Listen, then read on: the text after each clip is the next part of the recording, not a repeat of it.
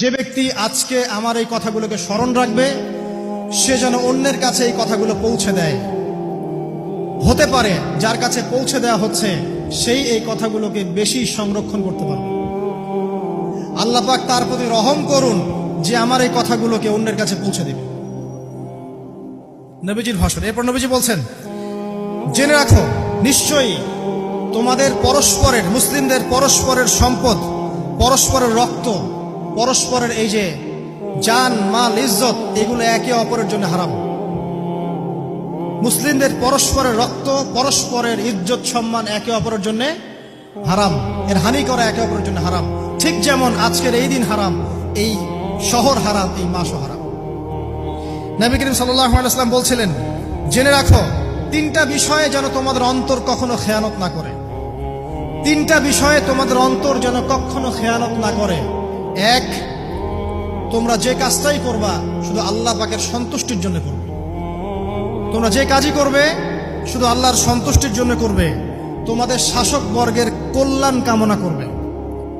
তোমাদের শাসক বর্গের কল্যাণ কামনা করবে। 3 নাম্বার, মুসলিমদের জামাতকে আঁকড়ে ধরে রাখবে। মুসলিমদের ইউনাইটেড কমিউনিটিকে আঁকড়ে ধরে থাকবে। এই তিনটা বিষয় পালনের ক্ষেত্রে তোমাদের অন্তর যেন খেয়ানত না করে। এদিন সূর্য ঢলে যাওয়ার পরে নবী সাল্লাল্লাহু আলাইহি ওয়াসাল্লাম আরো বললেন, শুনে রাখো হে মানব জাতি, এটা ভালো করে শোনেন, শুনে রাখো হে মানব জাতি, নিশ্চয়ই আমি মুহাম্মদ সাল্লাল্লাহু আলাইহি ওয়াসাল্লাম জাহেলি যুগের যত কুপ্রথা আছে সমস্ত কুপ্রথাকে আমার পায়ের তলে পিষ্ট করে গেলাম। জাহেলি যুগে কি ছিল ভাই? শিরিক ছিল, সুদ ছিল, মাদক ছিল, নারীর অবমাননা ছিল, কন্যা সন্তানকে দাফন করা হতো, রক্তক্ষয়ী, হানাহানি, মারামারি, কাটাকাটি ছিল। এগুলো সবকিছুকে আমি আমার পায়ের তলে দাফন করে গেলাম। এটা কি দাফন হয়েছে? তিনি বলছেন, নিশ্চয়ই আমি জাহেলি যুগের সুদকে আমার পায়ে তলে পিষ্ট করে যাচ্ছি। সর্বপ্রথম যার সুদ আমি পিষ্ট করছি তিনি হচ্ছেন আব্বাস ইবনে আব্দুল মুত্তালিব, আমার চাচার সুদ। নিজের পরিবার থেকে দৃষ্টান্ত স্থাপন করলেন।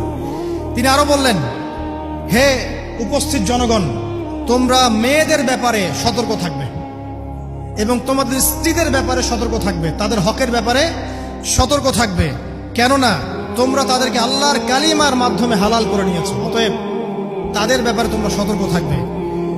তোমাদের উপর তাদের হক হচ্ছে তোমরা যা খাবে, যা পরবে, তাদেরকেও তাই খাওয়াবে, তাই পরাবে। আর তাদের উপর তোমাদের হক হচ্ছে তারা তোমাদের বিছানায় এমন কাউকে আসতে দিবে না যাদেরকে তোমরা অপছন্দ করো। নবী করিম সাল্লাল্লাহু আলাইহি ওয়াসাল্লাম আরো বলছেন,